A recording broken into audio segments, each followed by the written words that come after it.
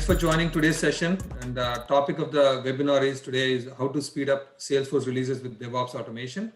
With that, we'll quickly touch upon the agenda, which we kind of talked about it. And basically, the topic is going to be focused around Salesforce releases and how the DevOps automation is going to help.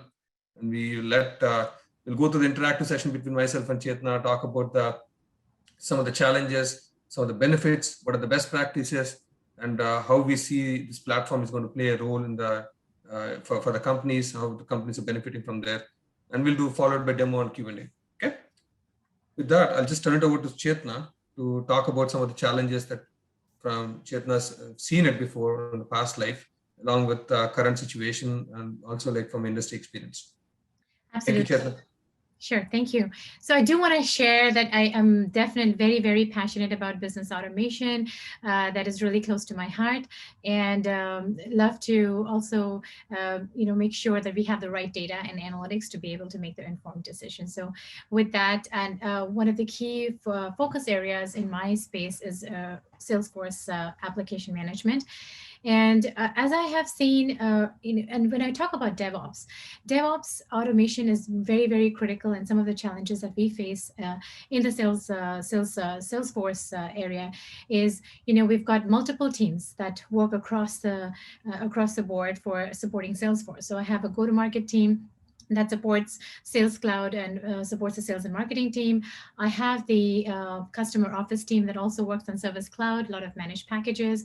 There are a lot of other, integrated applications. So it's extremely, extremely important there's a lot of, so there's multiple releases that are going on. Right now, one of the current challenges that we face, there was multiple releases that we had to take care of. There was lots of, ad hoc requests that come in. Then we had to do emergency releases.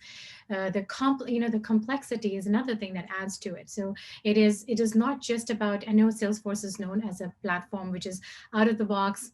It can provide information. It can, it is pretty much out of the box. There's less changes. But as the company matures, our business needs become more complex. Our integrations with external systems like Workday, NetSuite, all that adds to the complication. So it adds to the business needs add up, the complexity adds up. With that, there's a lot of customizations that have to follow. So that adds to the complexity. In addition to that, we want to make sure our quality is top notch. Our security is in place because we want to make sure that our customers' data, which is, Salesforce has all of the critical sensitive data, so that is housed. We want to make sure that at all times things are being monitored as visibility. So in order to, and then you don't want something that is just a DevOps solution that is just for Salesforce, because I have 190 applications at my team and I support.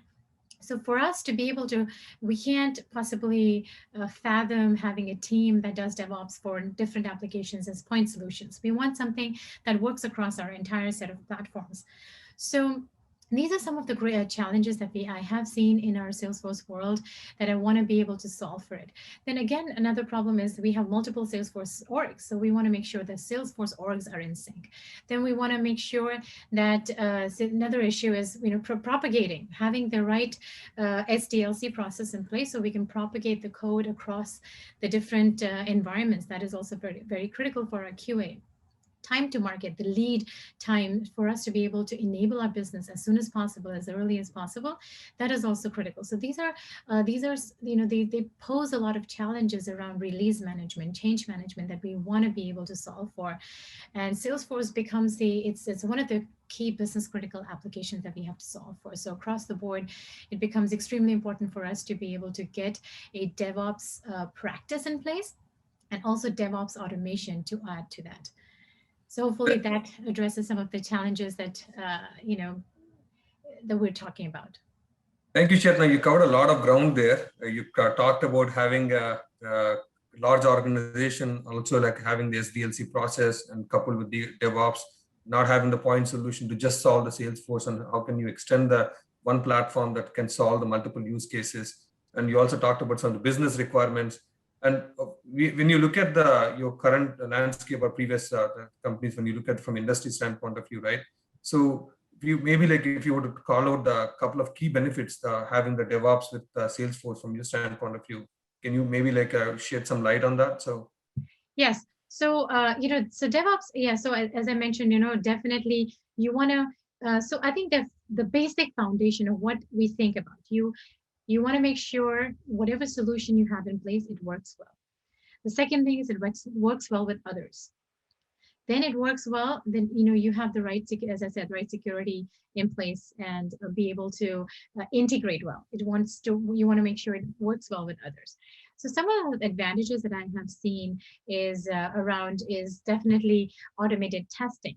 With DevOps automation, you're able to integrate with some of the version control systems. So that yeah. helps a lot.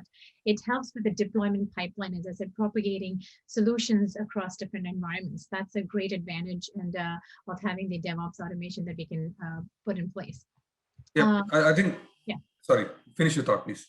Sure. No, I was just saying that these are some of the advantages. If you might want to move to the next slide. Yeah, we can talk. We'll go there. Like, just want to I think based on what you just explained, it kind of resonates with a lot of the things that we hear from other customers as well. They want the visibility. They want to be in a position to have build the no-code pipelines and have the single platform that cuts across multiple use cases, and also be able to work with business and release the metadata components, packages, and profiles, and much easier than like what they're doing right now. There's not a lot of manual process.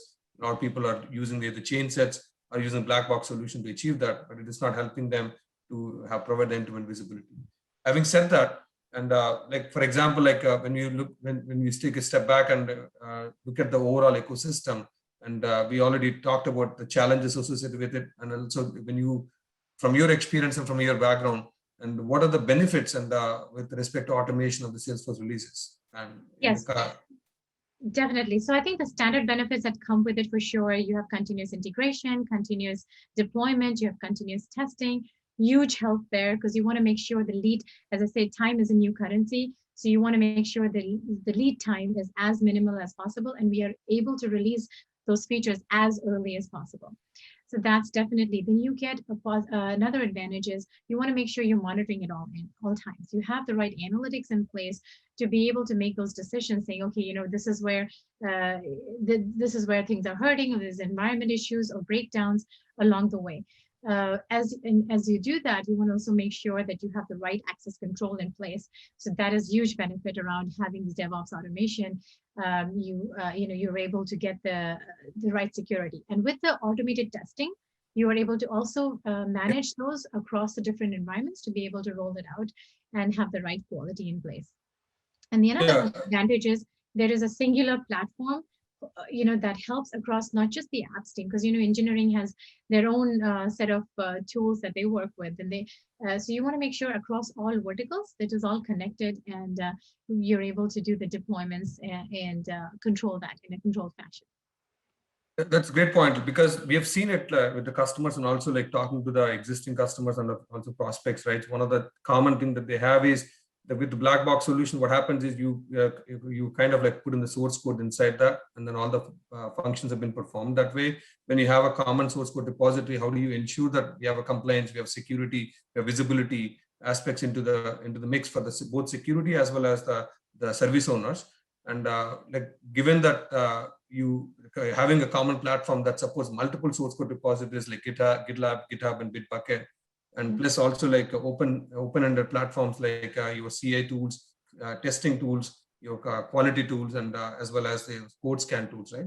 Will give the greater flexibility of you selecting the tools, not getting locked in one solution, but also be able to extend the solution to other COTS applications, SaaS applications, and SDLC use cases that you touched upon it as well, like Java-based applications, Python-based applications, or .NET applications, and so on and so forth.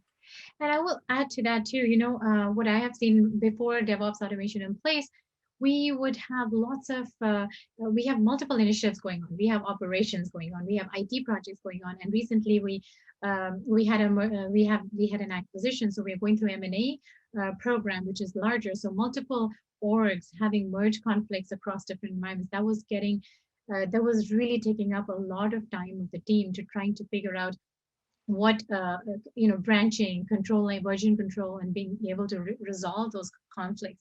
So that was getting very complicated. So having a DevOps automation was becoming paramount for us.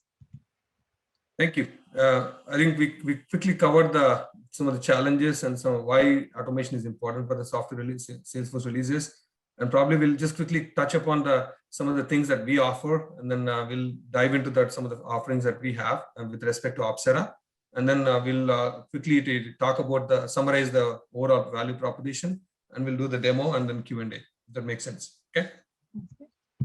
So with that, I will introduce Opsera, and Opsera is the white box DevOps orchestration.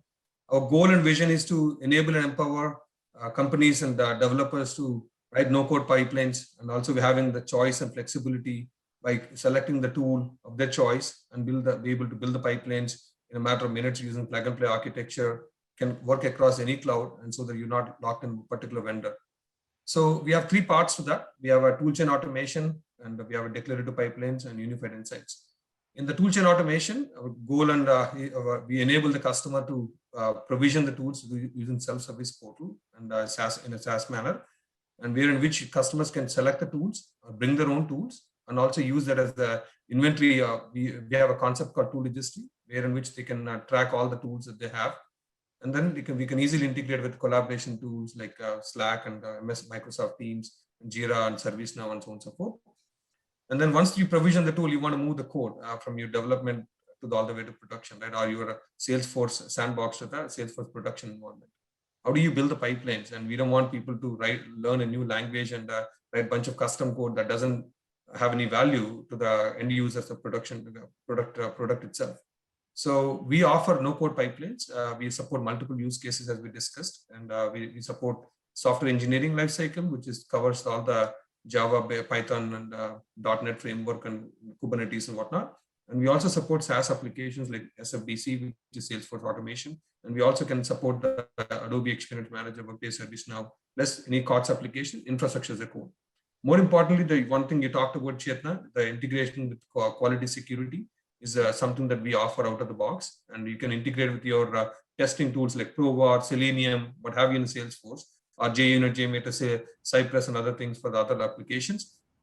And we also bring the security, static code analysis, and your SonarQube and Code Scan and few others in place. And also we can offer the threat vulnerability management for the SDLC use cases. And once you build the pipelines and you want to see the value of what is that you're running and how well you're performing, you get insights. And not only you get insights, you also have a capability to get the contextualized logs. And we, as an Opsera, we looked at the NIST, Department of Defense, and DORA metrics, and consolidated all the metrics into 90+ KPIs across planning, pipeline, quality, security, and operations. And we give the insights, and we also allow the customer to build the dashboards, using the customized dashboards based on the KPIs that they want, based on the persona that they want. And the contextualized logs, where a user can, instead of logging into multiple tools, they can consume all the logs in a consolidated manner. We contextualize and provide the logs to them, and the user can easily troubleshoot the issues.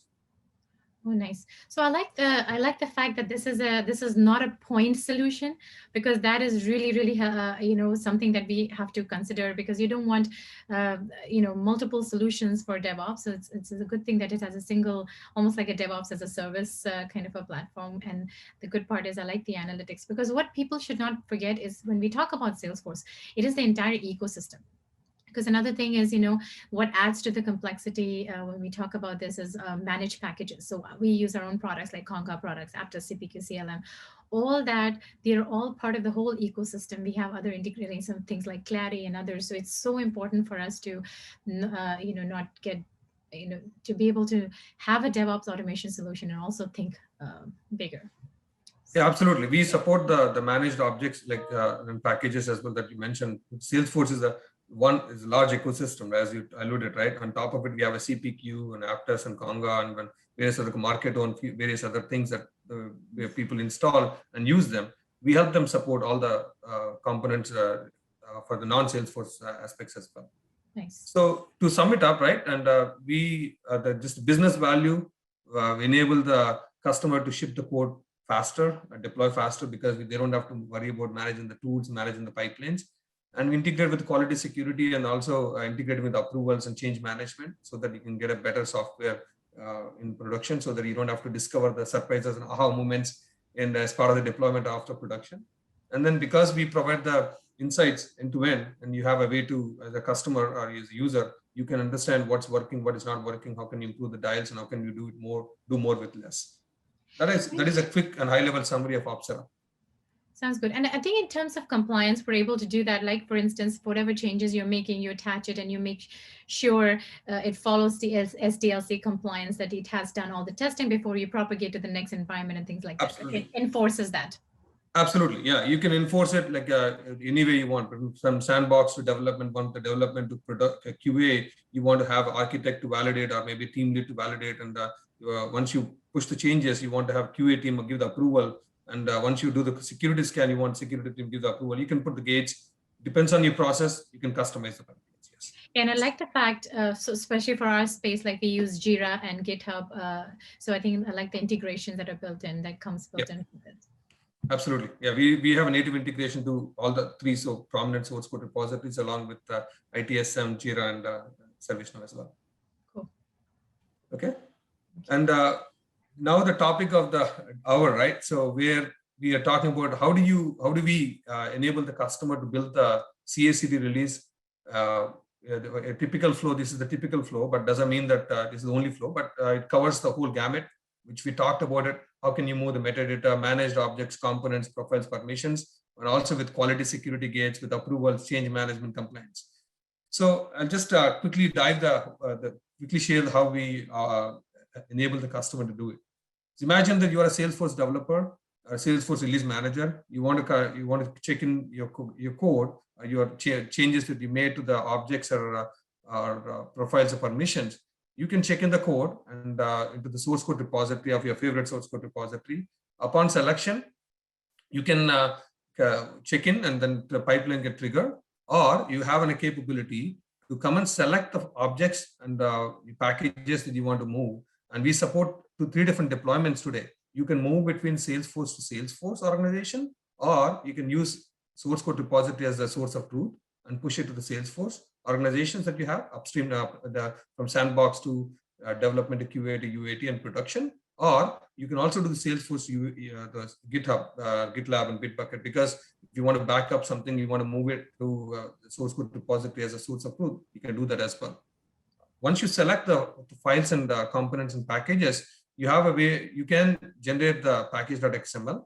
Upon validation of the package.xml, you can trigger the flow, which includes all the steps that we talked about, having a quality gate, having a security gate, and having a way to back up the data before you deploy to production, because before you deploy the next set of organization. The reason it is important, if something goes wrong, you have a way to just organize the pipeline in reverse order and easily recover the data without spending a lot of time and restoring the data from other sources as well. So that way you can recover things faster and enable the business to do the functionality testing, and can move on with the next steps. And if you don't have the backup and recovery, it becomes a challenge, and you will when you make a change to production, you will not be able to recover from there. So we enable that backup and recovery step between the organizations, whether it be dev to QA, QA to UAT to production, UAT to production as well, and also have approval gates across the board. And we also give you the end-to-end visibility across all the steps, and also logs in one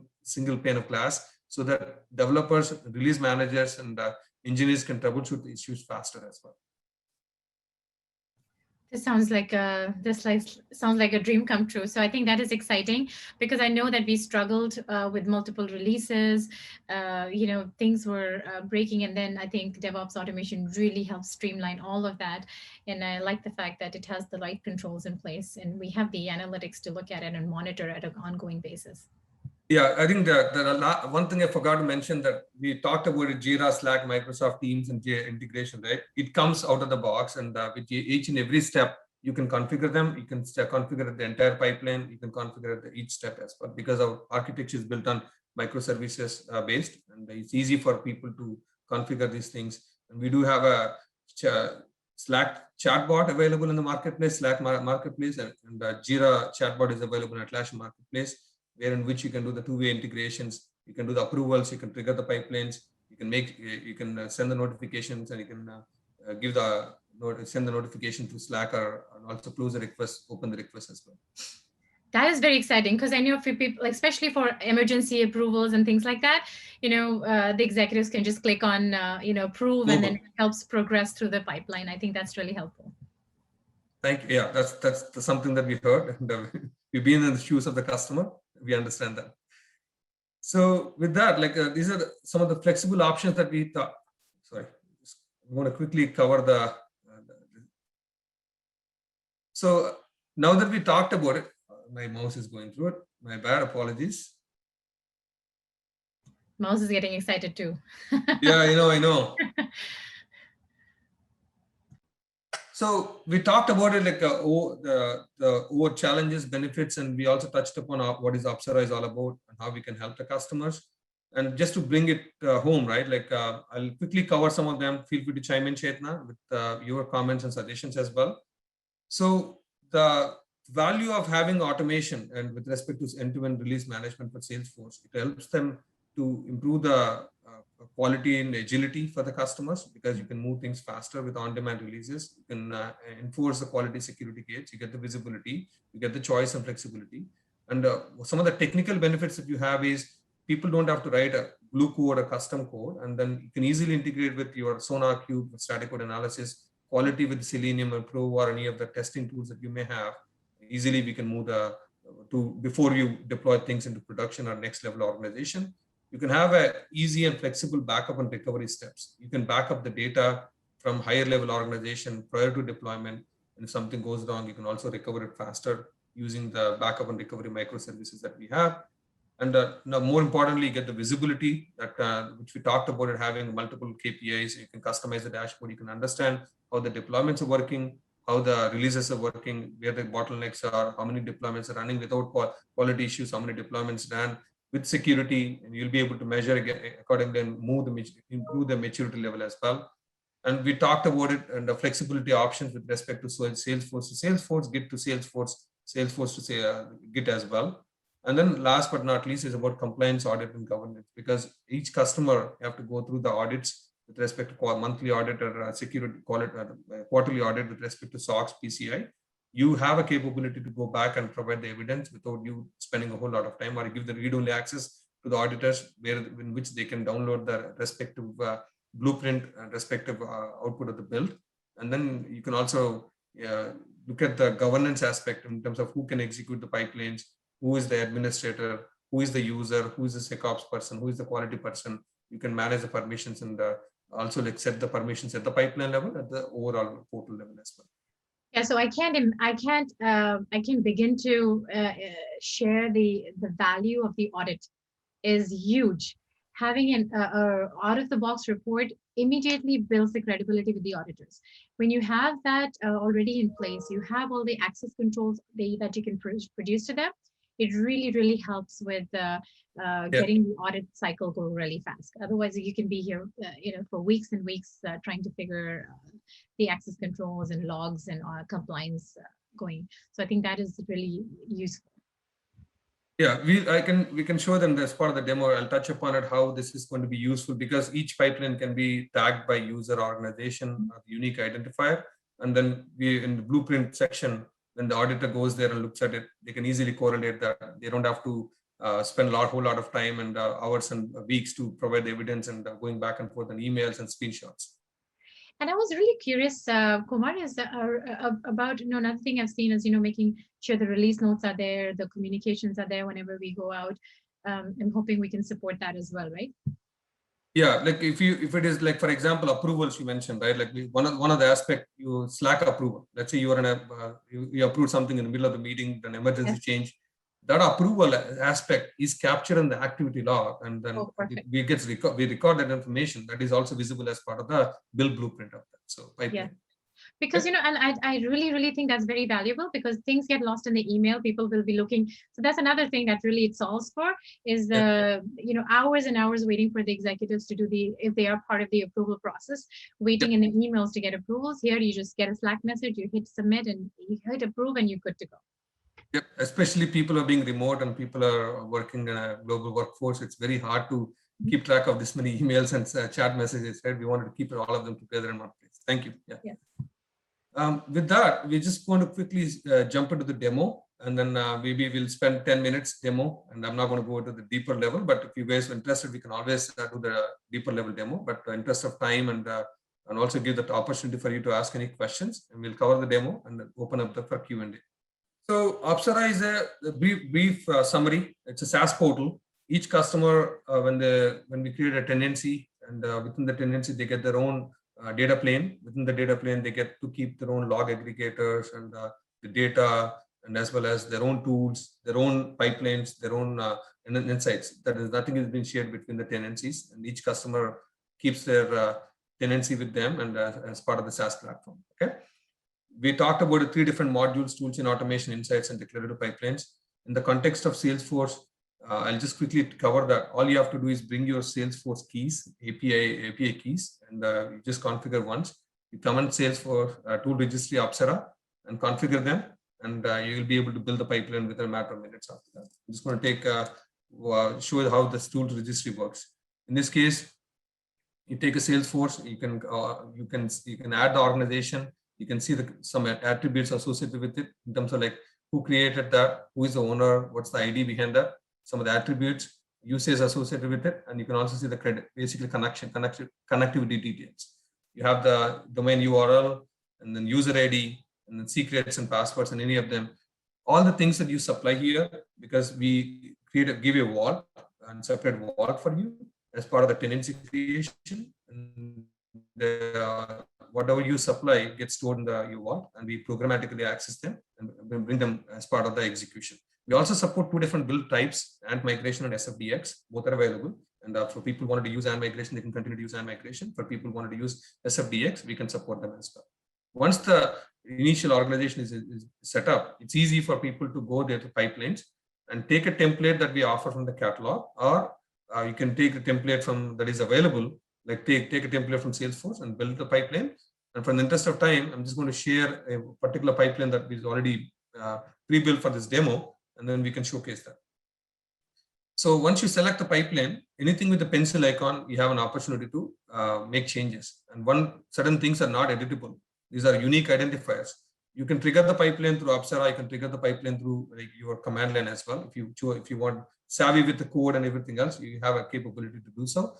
Each pipeline has a run count, and then it has owner, RBAC mechanism. You can define the type. You can also define the tags. These tags are important for you to build your analytics, or your track the events, and also for your own troubleshooting purpose. And you can also have access rules. Each pipeline can be configured with the administrator, manager, SecOps, user, and guest. And you can also have a scheduler-based pipeline. Once you configure the pipeline, you have a way to see the entire pipeline configuration in a JSON format. This can be used to trigger them at YAML-based pipelines. And if you feel like you're doing it at a high coder, and you can also publish the catalog. And this catalog, once the architect, a team lead, or respective SME builds the pipeline, publish in the catalog so that users can use it without modifying that.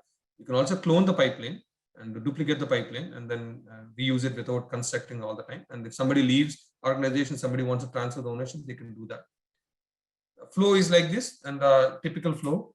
You want to start, once you check in, you want to create the package and validate XML, backup and unit testing, and push the artifacts to an approval gate, and then do the deployment. So I'm just going to show some of the aspects. And when you come into the Opsera, you can you want to click, you want to select the components. This is what I was showing a few minutes back.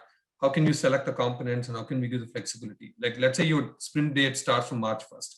You want to select the action link, group template, or Apex classes that you have, and the analytics snapshot. But you want these are the 3 components you want to select, and you want to create select the components from your existing Salesforce organization that you have, and then you want to see what are the components that checked in and were merged into the source code repository. And once the components gets populated here, you have a capability to select them and build the package.xml. I see there are 2 components that that checked in. I'm just selecting them, and then proceeding to the next level of a step. In this case, you have unit testing. You can select the unit testing, and you'll be able to add at the package level, or at the individual component level.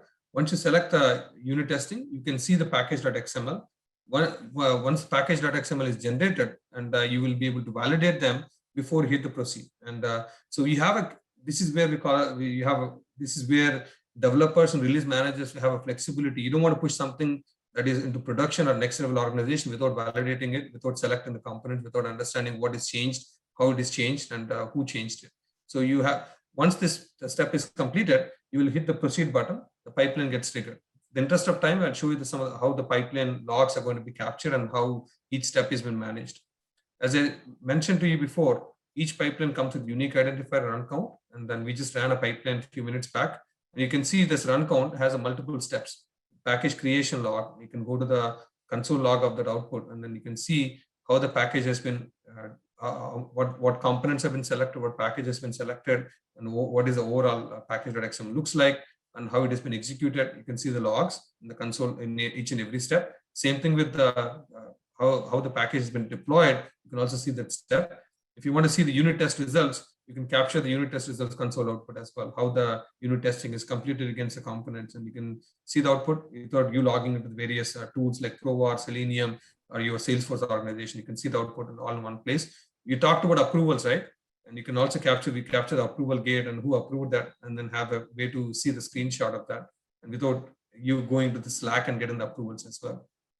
And then once the deploy is done, you can see the how the deployment is completed. You can see the console log output. So idea is we want to give the unified framework that across multiple stages, multiple steps, multiple tools, in a way users will just, with the minimal interaction, minimal training, they'll be able to construct a pipeline and be able to see the logs.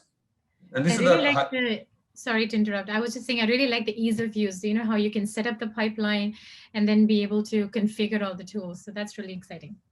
Thank you. And let's say you talked about it, automation thing, right? Like the compliance aspect. Like, for example, I want to see the SFDX configuration that happened, and then you have I want to see the run count of number 2, and I can go there and see. We just capture the entire pipeline. We have the pipeline ID and run count, number of steps, and you can see the package.xml, how it was created, and we don't modify anything. We just capture all the data, who triggered this pipeline, what are the stages inside that. This can be uploaded to your Jira or your Slack or ServiceNow, where in which auditor can see it, or in this case, your auditor can come in as read-only guest and can see this entire output, and they can understand that who triggered it, how many stages, whether testing is completed or not, quality is completed or not as part of the pipeline. They'll be able to see that. As a developer or as SFDC release manager, they want to compare side by side between the builds, they can do that, or they can see the output of the particular build that happened, troubleshoot things faster as well. The last but not least is about insights and dashboards, right? Kumar, before you go into insights, there was a question about governance from one of the attendees. I think you just covered it, but if you want to dig deeper in the demo, feel free, or you can answer it in the end. A question from Sairaj from Workday was about, could you go over the governance one more time? Yeah, either you can show it in the demo. Yeah, governance aspect of it, like for example, in the pipeline that you have, and give me 1 second, with the approval gates that we see, you can have a governance and the pipeline level. For example, you can control the access rules, who can execute the pipeline and who can manage it, who can modify that, and you can have that rollback mechanism at the pipeline level, and it is also tied to the organization. And then second thing is you can also have an approval gates with respect to your Slack or Microsoft Teams, or and also you have a way to configure them, like integrate with Jira for your tracking purpose. For example, let's say this approval gate, and we talked about having a bot applications available in Atlassian and Jira, right? For example, you wanted to know the notification to Jira, the Slack, you can select the channel and then just give is it step completed or on error all activity. You can do that. Or you can have a Microsoft Teams configuration or Jira notification. If something goes wrong, you want to open the request to a particular group and append the existing request and close the request. Let's say, for example, there is an issue with the particular pipeline. The pipeline fails, and we open a Jira request as part of this whole flow, and the user tries back. The user triggers the pipeline after they fix the issue. Once the issue is fixed, instead of the user going back to Jira and closing the request, as part of this whole process, we can easily close the request and track the entire event along with it. So the governance can be done through your integration to ITSM and change management and collaboration tools, permissions and RBAC mechanism, approval gates, and all of them can be done in a flexible manner. For example, you want to add another approval step between deploy to production, you want to add an approval step here, you can easily do that. And there is no custom code is required. You just have to configure the approval gate, or you can clone them as well. And you select approval gate, you save that step, and then the step is created. Now you have a way to configure that and to the Jira, or you have a way to customize the whole step, like by giving the message to the sorry, 1 second. You can give a custom step message and let's say Chetna is a point contact for the approval. You can put Chetna's email address that will go to the Slack channel and our email address. And you can also keep track of the approval that you receive the approval from Chetna in this case, and then you can log the event inside the pipeline as well. I hope that will help address the governance aspect. In case if you have any additional questions around that, happy to dive into that as well. I like the fact that it has integrations not just for Slack but also Teams as well, so that helps because a lot of companies have that, Microsoft in there too, so that's good. Yeah, it's been those are the two prominent collaboration tools nowadays. Yeah, for sure. Yeah. So last thing is I'm going to quickly cover metrics and open up the questions. And for example, you want to see this is the cockpit view of entire, like as an executive or DevOps director, you want to see that Salesforce manager, you want to see how the deployment is happening. You can see this information across pipe, who triggered the pipeline and what's the status of them, how much time it took to complete the each pipeline. You can also see the planning metrics with respect to your source code to Jira. This way you will be able to understand how the trending is happening with respect to the stories that you have versus how the team is working, and the burn down chart, Jira health report. You can also see the security reports on SonarQube, how many bugs and how they are trending against each and every release. We index upon the build and release, and so that you don't have to spend a whole lot of time and correlating the data. And then we also give you the information around your testing results, and anything with respect to testing. You can also see the information around run count and particular build ID, and then see how many test cases ran, passed and failed. And then you also have a capability to customize this dashboard. We just giving the quick summary of that. We have our 90+ KPIs. For example, you want to understand the source code metrics. We have I said the wrong button. Source code metrics. We have an integration with Jira, GitHub, and GitLab Bitbucket. You can configure them based on what you have and be able to set up your own dashboard for your own needs. We're not going to come and dictate you which repository you need to use and how you need to use it. You have a flexibility there as well. And you can also create a dashboard against security metrics, and we give you the security with respect to a granular level. How many lines of code has been scanned, and then how many microservices, and what are your reliability rating. And then you can also see for the anchor vulnerabilities, mostly for the container scanning and other things, but you will get the picture of how you can granularly manage your Sonar ratings as well. And then some of the metrics related to quality, you have a way to do that across multiple tools as well.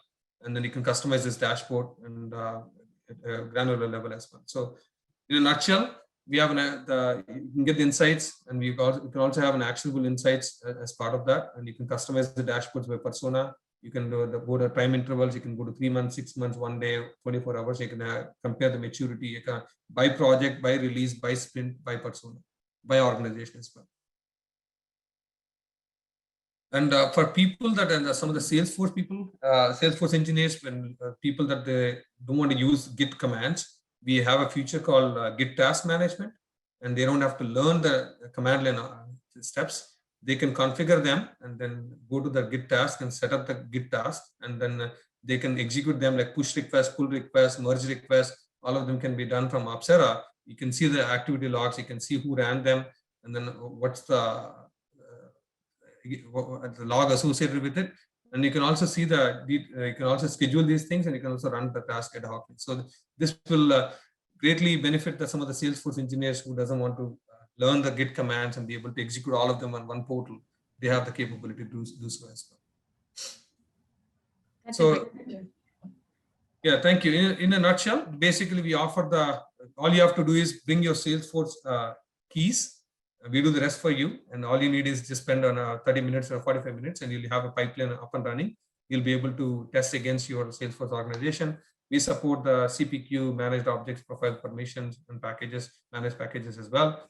And we give you the backup and recovery, approval gates, governance, testing, integration, and quality gates integration. And you have a capability to clone them, and you get the visibility across the board. So I think I like the fact that the ease of use is really paramount, especially when you have a lot of contractors coming in and out, and ramping up can be harder. But I think looks like it's very easy to use as well. So that really helps with onboarding new employees and contractors. Yeah, thank you, and appreciate that. We made a conscious decision and choice for that. Yeah.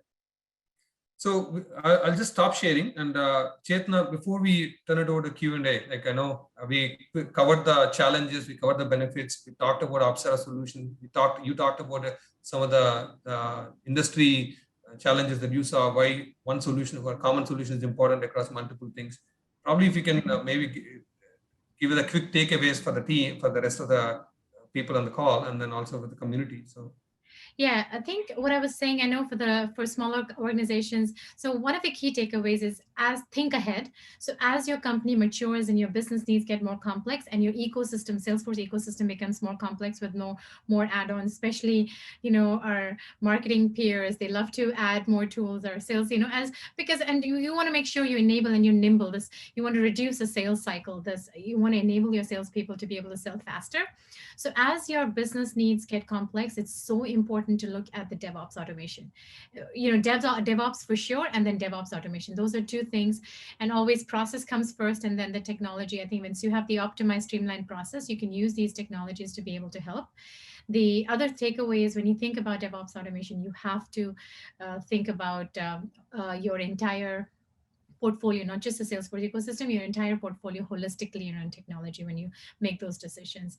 And the third point is you want to think about maintainability. You want to make sure that you pick a solution which is easy to pick up, ramp up, and there's no vendor locks. And that, I think, having that pipeline where you can trade in and out your tools and technologies as your entire organization and engineering teams grow, I think this is flexibility is very important. Great points. I know you talked about that. You covered some of the key aspects that we hear, plus also from your experience. It's not the technology; it's people and process along with it that makes it better, right? It's not the best tool wins the hearts and minds. It's about you have to have right process, and then you have right technology, then right people to use it. And you also touched upon the maintainability aspect. How can you maintain this one on an ongoing basis, and with all the churn that happens with respect to M&A or operations, security audits, and quality, and everything else, which is great points. Thank you. Yeah, because in an IT organization, cost is also very important. So you don't want a whole army of people trying to maintain a new tool again. So you want to make sure that it works well with the. And it should be intuitive and user from your learning. We don't want people to train on the tool. We want people to focus on their core competency, and then less on the training on the tools, and be able to use it across multiple use cases using common platform. Absolutely. Yep. Couldn't agree with you more. Thank you. Actually, Thank you that's very a great much. Yeah. Thanks, Chetna and Kumar. That's a great segue into a Q&A. There was a question about how can you tie DevOps automation to cost management and measure the ROI? If one of you can take that question. I'll take a first crack at it, and maybe Chetna can do that. So there are cost governance aspect can come from multiple areas, right? You can it could be your agility aspect of it, how quickly you're able to move things and be able to cater to the needs of your business, and then cost efficiency with respect to tools and the resources that you have, and the last but not least is about having a way to consolidate the tools that you have, so that you'll be able to gain the benefits having a common platform that can serve the needs across multiple use cases. So if you have a benchmark and baseline, if you can establish a benchmark and baseline, it's easy for you to understand the ROI, and then you'll be able to measure what you have and what is it you want to achieve in using your future initiatives or current initiatives, and be able to compare and contrast and be able to showcase the value to the customer, value to your internal teams as well as the business teams as well. Ultimately, it's all boils down to the agility and your cost optimization with respect to people and also process and also tools that you have. And then last but not least is about some of the intangibles like quality, security things that you have, and how do you improve the process, and then how do you improve the quality posture, security posture, which are really vital. Unless you run into issue, you will not see the importance of that. But having them part of your ROI will greatly help improve your overall operational excellence as well. I think I'll add to that, the way you can actually, if you're trying to make a business case for a DevOps automation solution, the three things I think very critical, you want to think about business value. So you can always measure what it takes today as your sales cycle, and then how it would reduce your sales cycle, the lead time when you start implementing the DevOps, like how quickly you're releasing those features and what business value they're adding. That's one. The other is you can, in terms of quality, the way you can measure the metrics is, how many tickets or incidents you were having because of all these code conflicts, feature conflicts. Now you're streamlining all of your deployments, so it should reduce the number of tickets or incidents that you're getting post production or post deployment. And the third is the manual labor, because having multiple people administer the different DevOps pipelines, the cost it takes to have point solutions and things, you can definitely be able to consolidate the cost savings from either manual labor or from the actual solutions, software solutions savings itself. Okay, thank you. Yeah, moving on to the next question. There was one about rollbacks, like how do they work and what are the best practices? So I'll just quickly cover the rollback option that we have, and it's one of the best practices. We looked at the best practices in industry. That's how we incorporated. So every time in the context of Salesforce, I'll talk about it, and we can talk about other use cases at a later time. And before you deploy, you want to make sure that you have a capability to back up the data and store in a place where you can easily retrieve it and be able to store it as well. And today we offer the capability for the customers and users to back up the higher level organization and to take the metadata backup, store them in the Git repository with your own, basically with the timestamp. Something goes wrong, you'll be able to change the order of the pipeline and then be able to restore the data very quickly. So that gives us an opportunity for you and to recover faster. And we have seen it, some people putting them in the cloud and then different areas. We can support that and with the S3 bucket and whatnot. But what happens is if you have to maintain that connectivity and whatnot. With it, having the source code repository as a single source of truth for your code changes, and also like some of the backups, you can also overwrite them, and you don't have to continue to keep all of them in all the snapshots, all the release backups in one place. You can rotate them after once a week or maybe once in maybe 30 days. You can rotate all of them. And you best practices wise, we recommend, and based on what we've seen it, using the single source as a truth is a source code repository or maybe a S3 bucket. You can do that and you'll be able to recover faster as well. Yeah, I agree. I think that really helps having a singular code repository for your version controls and conflicts resolution. At the end of the day, it's a source code, right? At the end of the day, we don't want to put in multiple places. I think the next question is kind of related. Does Opsera have a capability to sync code between SFTC, org, and Git? I believe you talked about it. If you can dig a little bit. Yeah, we do, and that's exactly what the use cases. We support 3 different options. We can support SFDC, moving the code between SFDC organization to SFDC organization, or from Git repository to the SFDC, or SFDC to Git. All 3 options are possible. And I think that really helps with org syncing, because you're able to move it from one org into another, and it really helps in sync, keeping your multiple orgs in sync. It really helps. That's a great point. That's a good point. I maybe misunderstood the question. Like if you, let's say you are refreshing the organization between higher level to lower level, you can take a backup from higher level organization, deposit them, deploy the same step into the lower level organization, and you can also keep one source copy, a golden image, or you can use that as across multiple organizations. Let's say you have 10 Salesforce organizations, you can take a backup from one place and refresh it across 9 organizations. You can easily do that with an Opsera. Okay, there's one on code scan. What are some ways that you suggest about code scan thresholds and managing vulnerabilities in SFTC? It's a loaded question for sure, but it's all based on the company to company. But in general, we support Sonar Cube, and we are in the process of. We also can support Code Scan. There's another tool that is available. But in general, the thresholds are there are best practices. You can set it up the best practices, Sonar Cube ratings, and the static code analysis rating, and based on your security standards or internal standards that you have. And you can also run it in enforce mode, or you can run it in more of a passive mode as well. So if you enforce it, that means that unless you meet the standard, you will not be able to move to the next step. And if you run it in a more of a visibility mode, you will be able to proceed with the next step with lesser security posture, but we'll be able to proceed with it over a period of time. You can establish the benchmarks based on the security posture. What are the challenges that you have? Is it because of duplicate lines? Is it duplicate code? And is it something that you can tweak it inside the policy or inside the practices that you have?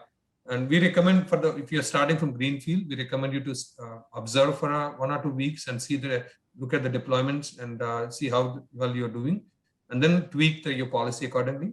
Or you can go with enforce mode if you have been challenged with a security policy that you want to achieve the 90%, 95%. You can go with it and you can tweak accordingly. But I think if you're going greenfield, recommendation is just try 1 or 2 deployments and see how the security posture is, current security posture, and tweak things and enforce it afterwards.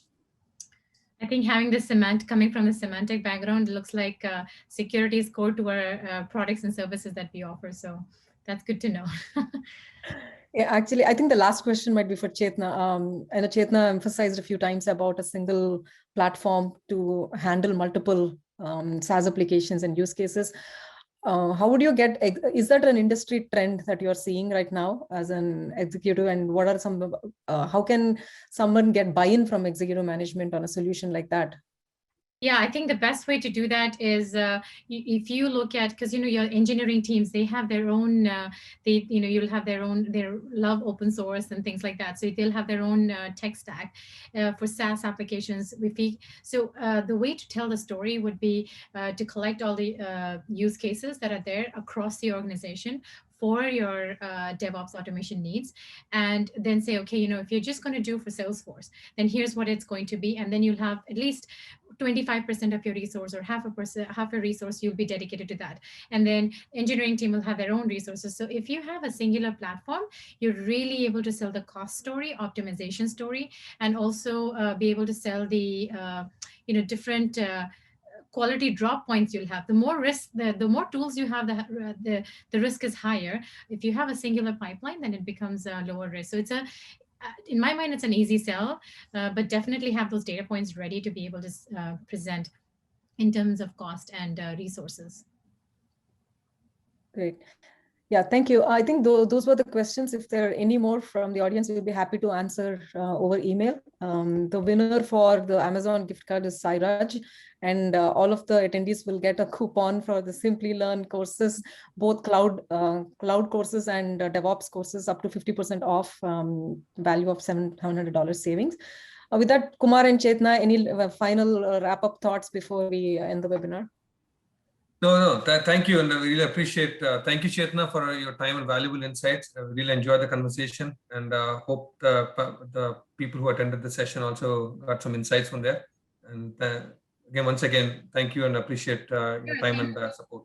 Thank you for inviting. I really enjoyed the discussion, and happy to answer any questions if anybody wants to send those over on LinkedIn. Thank you. Yeah, likewise, and any questions that you have, feel free to reach out to us. Your contact information there and. LinkedIn, as well as you can hit us up on the email as well. Kumar@Opsera.com. Perfect. Thank you. Everybody. Thank you. Thank you.